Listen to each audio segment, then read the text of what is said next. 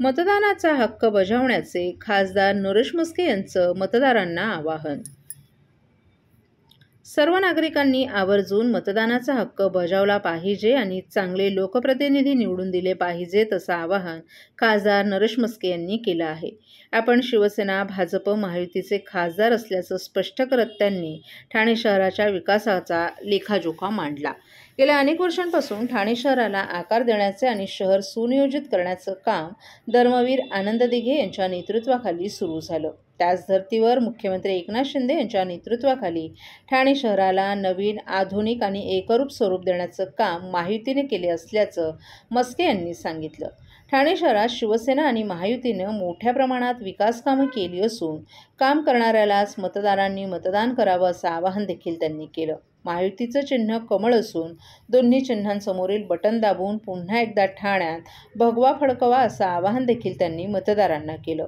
मतदान प्रक्रियेदरम्यान तांत्रिक अडचणी येऊ शकतात, कारण ती शेवटी मशीन आहे आणि अशा छोट्या मोठ्या अडचणी प्रत्येक निवडणुकीत होत असतात. मात्र त्याचा अनावश्यक गवगवा करू नये असं मतही म्हस्के यांनी व्यक्त केलं. निवडणुकीत पराभव दिसू लागल्यावर काही जण कारणं शोधत मतदान प्रक्रियेवर आरोप करतात. मात्र लोकशाही प्रक्रियेवर विश्वास ठेवणं आवश्यक असल्याचंही त्यांनी स्पष्ट केलं. आहे आज लोकशाहीच्या सर्वात मोठ्या उत्सवाला सुरुवात झालेली आहे. मतदारांना काय आवाहन असेल? मतदारांना माझं एकच आव्हान असेल की सगळ्यांनी मतदान केलं पाहिजे, आपला मतदानाचा हक्क बजावला पाहिजे, चांगले लोकप्रतिनिधी आपण निवडून द्यायला पाहिजे. आणि अर्थात मी शिवसेना भाजप युतीचा खासदार आहे. शिवसेनेच्या माध्यमातून गेले 32 वर्ष ठाण्याला आकार देण्याचं काम, ठाणे महापालिका क्षेत्र सुनियोजित बनवण्याचं काम माननीय यापूर्वी धर्मवीर आनंद दिघे साहेब आणि आता एकनाथ शिंदे साहेब यांच्या नेतृत्वाखाली ठाणे शहराला एक नवीन रुपडं देण्याचं काम आम्ही केलेलं आहे. आणि त्यामुळे तुम्ही सगळ्यांनी काम करणाऱ्याला मतदान करायला पाहिजे. आणि ठाण्यात शिवसेनेने आणि आमच्या महायुतीने, शिवसेना आणि भाजप महायुतीने काम केलेलं आहे. त्यामुळे तुम्ही आम्हाला निवडून द्या. आमची निशाणी जी शिवसेनेची आहे धनुष्यबाण आणि भारतीय जनता पार्टीची निशाणी कमळ, दोन्ही चिन्हा शेजारील बटन दाबून पुन्हा एकदा या ठाणे महानगरपालिकेवर महायुतीचा भगवा फडकावा. सर, नवी मुंबईला पाहायला गेलं तर गणेश नाईक यांना मतदान केलं. राज्यभरात आज महापालिकाच्या निवडणुकांसाठी शांततेत आणि उत्साहात मतदान सुरू आहे. ठाण्यात कुटुंबियांसह मतदान केल्यानंतर उपमुख्यमंत्री एकनाथ शिंदे यांनी पत्रकारांशी संवाद साधत सर्व मतदारांना मतदान करण्याचं आवाहन केलं. यावेळी खासदार श्रीकांत शिंदेही उपस्थित होते. ठाण्यातील वागळे इस्टेटसह संपूर्ण शहरात मतदारांमध्ये प्रचंड उत्साह दिसून येतोय. मुंबईतही सकाळी चांगला प्रतिसाद मिळाल्याचं उपमुख्यमंत्री एकनाथ शिंदे यांनी नमूद केलं. मतदान हा लोकशाहीतील सर्वात महत्त्वाचा हक्क आहे. आपल्या शहराच्या विकासासाठी, भविष्यातील सोयीसुविधांसाठी प्रत्येक नागरिकाने मतदान करणं आवश्यक असल्याचंही त्यांनी सांगितलं. निवडणूक प्रक्रियेबाबत बोलताना त्यांनी निवडणूक आयोग पारदर्शक आणि काटेकोर पद्धतीनं काम करत असल्याचं सांगितलं. कुठेही मतदान यंत्रात अडचण आल्यास त्याची तातडीनं नोंद घेऊन मतदार वंचित राहू नयेत यासाठी आवश्यक उपाययोजना केल्या जात असल्याचंही त्यांनी स्पष्ट केलं. कोणतेही बोगस मतदान होऊ नये, प्रत्येक मतदाराला आपला हक्क बजावता यावा यासाठी आयोग दक्ष आहे. त्यामुळे सर्वांनी निर्भयपणे मतदान करावे असं आवाहन करत उपमुख्यमंत्री शिंदे यांनी मोठ्या प्रमाणावर मतदान होईल असा विश्वासही व्यक्त केला. परसेंटेज बढ़ा है, खासकर मुंबई जैसे शहर में लोग निकलते नहीं, बाहर का प्रतिशत होता है. मुंबई जैसे शहर में मैं जब यहाँ निकला घर से तब 25% से ज़्यादा पार हुआ था. तो मुंबई में वोटिंग परसेंटेज सबसे ज़्यादा दिखाई पड़ रहा है. इसका मतलब ये है कि लोग उत्साह में मतदान के लिए उतरे हुए हैं मुंबई का. और ये जो मतदान है ये अपने शहर के विकास के लिए, अपने खुद के जो सुविधा है उसके लिए और अपना जो फ्यूचर भविष्य है वो सुरक्षित करने के लिए सभी लोगों ने मतदान करना चाहिए.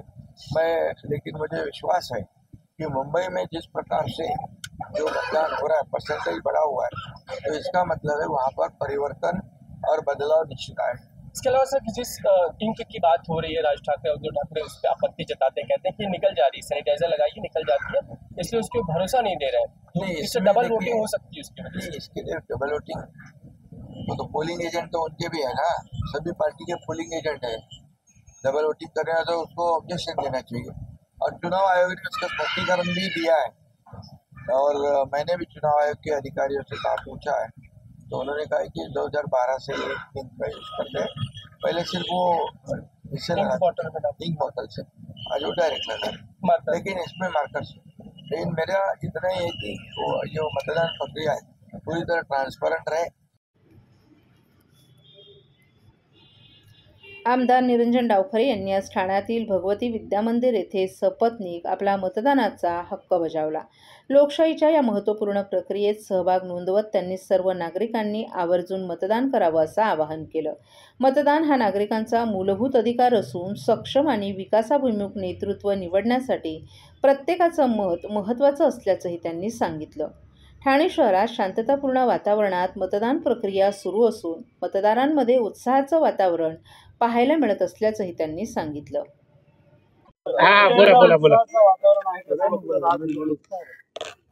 आज मतदान आहे, लोकशाहीचा उत्सव आहे आणि आपण बघतोय की लोक अतिशय चांगल्या पद्धतीमध्ये प्रतिसाद या इकडे देत आहेत. प्रत्येक आम्ही कार्यकर्ते मतदारांना मतदान केंद्रापर्यंत नेण्याचं काम हे सातत्याने करतोय. गेली 10-15 दिवस प्रचारामध्ये जनजागरण करण्याचं काम हे सगळ्याच लोकांनी केलेलं आहे. मला विश्वास आहे की चांगल्या पद्धतीचं मतदान आज दिवसभरामध्ये होईल. सर, आज एकूणच अनेक ठिकाणी ईव्हीएमच्या मशीन बंद पडण्याच्या घटना समोर येत आहेत. एक दीड तास लोक लाईनीमध्ये उभी आहेत आणि त्यात देखील ईव्हीएम सुरू नसल्यामुळे त्यांना परत जावं लागतंय. कोण जबाबदार आहे याला काय वाटतं? बरेच ठिकाणी मतदार यादीचं मतदान केंद्राचं शिफ्टिंग ही अचानकपणे झालेलं आहे आणि त्याच्यामुळे या संदर्भात मतदारांना जो नाहक त्रास सहन करावा लागतोय त्याच्यामध्ये प्रशासनाचे दोष निश्चितपणे आहे. पण हे मतदारांना मतदानापर्यंत नेण्याचं काम हे आम्ही सगळेजण सातत्याने करत आहोत. काही ठिकाणी बोगस मतदान देखील व्हायला सुरुवात झालेली आहे. निवडणूक आयोग कुठेतरी काळजी घेतली, अनेक लोकांची नावं देखील वगळलेली पाहायला मिळतात. याच्यामध्ये काही लोकांची नावं ही वगळली गेलेली आहेत. याच्या संदर्भातला आक्षेप आम्ही सुरुवातीलाही घेतला होता, सातत्याने या गोष्टीचा पाठपुरावाही होता. पण याच्यामध्ये या सगळ्या अडचणींवरती मात करून मतदानाचा टक्का हा जास्त झाला पाहिजे हा आमच्या सगळ्यांचा प्रयत्न आहे. 50-60% आसपास मतदान आज दिवसभरात होईल असा विश्वास आहे. अबकी बार किती पार असा नारा तुमचा? मी जे प्रभाग क्रमांक 1 ते प्रभाग क्रमांक 33 फिरतोय त्याच्यामध्ये निश्चितपणे अबकी पार 100 पार हे महायुतीचं निश्चितपणे होईल असा विश्वास मला. Okay sir, thank you. सर्व नागरिकांना आवाहन करण्यात येत आहे की सध्या डासांमार्फत पसरणाऱ्या डेंग्यू या आजाराचा प्रसार रोखण्यासाठी प्रत्येकाने पुढील प्रमाणे कार्यवाही करावी.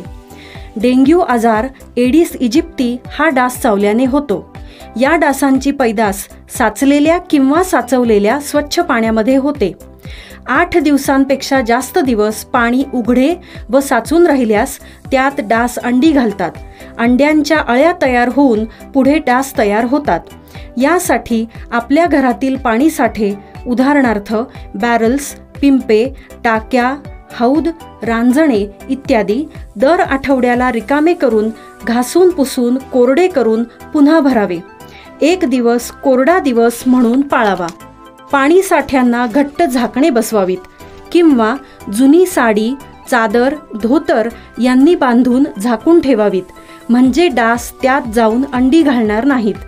घराच्या गच्चीवर, आजूबाजूला, अंगणात कोठेही पाणी साचू देऊ नये. भंगार सामान उघड्यावर टाकू नये. उदाहरणार्थ टायर्स, प्लास्टिक सामान, कुंड्या, टाकाऊ वस्तू इत्यादी. अशा सामानात पावसाचे पाणी साठून त्यात डेंग्यूच्या डासांची पैदास होते. घरातील कूलर्स, फ्रीजच्या पाठीमागील ट्रे हे देखील वेळोवेळी कोरडे करावेत.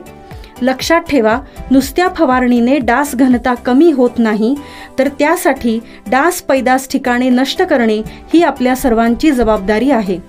कोणताही ताप अंगावर न काढता जवळच्या शासकीय रुग्णालयात मोफत औषधोपचार घ्या. अशा प्रकारे नागरिकांनी सहकार्य केल्यास डेंग्यूचा प्रसार रोखणे सहज शक्य आहे.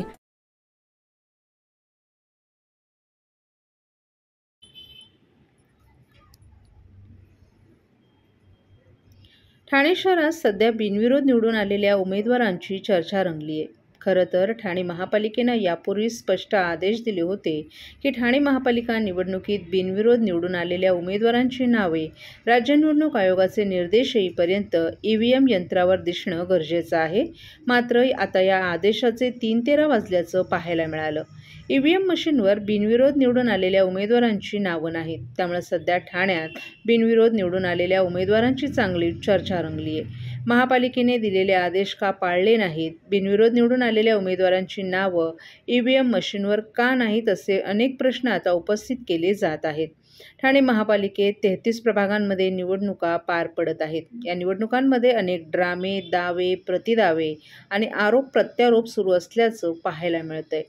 ठाणे महापालिका निवडणुकीत मनसे, शिवसेना ठाकरे गट आणि राष्ट्रवादी काँग्रेस शरद पवार गट हे तिन्ही पक्ष महाविकास आघाडीमध्ये निवडणूक लढवत आहेत. तर विरोधात शिवसेना शिंदे गट, भाजप आणि रिपाई या पक्षांनी महायुतीची साथ दिली आहे. त्यामुळे ठाण्यातील राजकीय वातावरण गेल्या अनेक दिवसांपासून चांगलंच तापलं आहे. अशातच आता बिनविरोध निवडून आलेल्या उमेदवारांची नावे EVM मशीनवर नसल्यानं नव्या चर्चा सुरू झाल्या आहेत. ठाण्यामध्ये दोन्ही पक्षाच्या उमेदवारांनी अर्ज दाखल केले होते. मात्र ज्यावेळी अर्जांची छाननी करण्यात आली तेव्हा काही उमेदवारांचे अर्ज बाद झाले. याशिवाय काही उमेदवारांनी माघार घेतल्याच्या घटना देखील घडल्या. तर या ठिकाणी काही अपक्षांनी देखील अर्ज दाखल केले होते. यातील काही अर्ज माघार घेण्यात आले तर काही उमेदवारांचे अर्ज बाद झाले. यानंतर शिंदे गटाचे 6 उमेदवार बिनविरोध निवडून आले. मात्र या प्रकरणी महाविकास आघाडीच्या पक्षांनी आक्षेप घेतला. शिंदे गटाचे 6 उमेदवार बिनविरोध निवडून आल्यानंतर मनसे आणि ठाकरे गटानं निवडणूक आयोग आणि न्यायालयात धाव घेतली. या प्रकरणात लक्ष घालण्याचीही विनंती केली. या संपूर्ण प्रकरणात पैशांची देवाणघेवाण झाल्याचा आरोप देखील करण्यात आला होता. आमदार संजय केळकर आणि कमल केळकर यांनी आज आपला मतदानाचा हक्क बजावला. 3 हात नाका येथील वनविभाग कार्यालयात असलेल्या मतदान केंद्रावर त्यांनी जाऊन मतदान केलं. लोकशाही बळकट करण्यासाठी प्रत्येक नागरिकाने मतदान करणं अत्यंत आवश्यक असल्याचं मत यावेळी आमदार संजय केळकर यांनी व्यक्त केलं. मतदान हा केवळ अधिकार नसून जबाबदारी असून चांगले लोकप्रतिनिधी निवडण्यासाठी नागरिकांनी मोठ्या संख्येनं मतदान प्रक्रियेत सहभागी व्हावे असं आवाहन त्यांनी केलं. शांततापूर्ण वातावरणात मतदान प्रक्रिया पार पडत असून नागरिकांचा उत्स्फूर्त प्रतिसाद पाहायला मिळत असल्याचंही त्यांनी सांगितलं.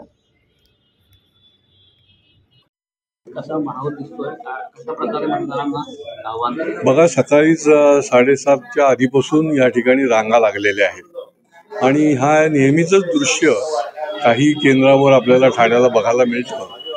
तरी देखील 5:30 वाजेपर्यंत जी वेळ आहे तर अधिकाधिक लोकांनी या मतदानामध्ये सहभागी व्हावं आणि तिसऱ्या इंजिनासाठी आज मोदीजींचं नेतृत्व केंद्राला लाभलेलं आहे. जगामध्ये त्यांनी एक काम वेगळ्या पद्धतीचं करून दाखवलं की राज्यामध्ये देखील महायुतीचं सरकार आहे. या ठिकाणी देखील माझा असा अंदाज आहे की ठाणेकर रेकॉर्ड ब्रेक मतदान करून आम्हाला रेकॉर्ड ब्रेक यश देतील.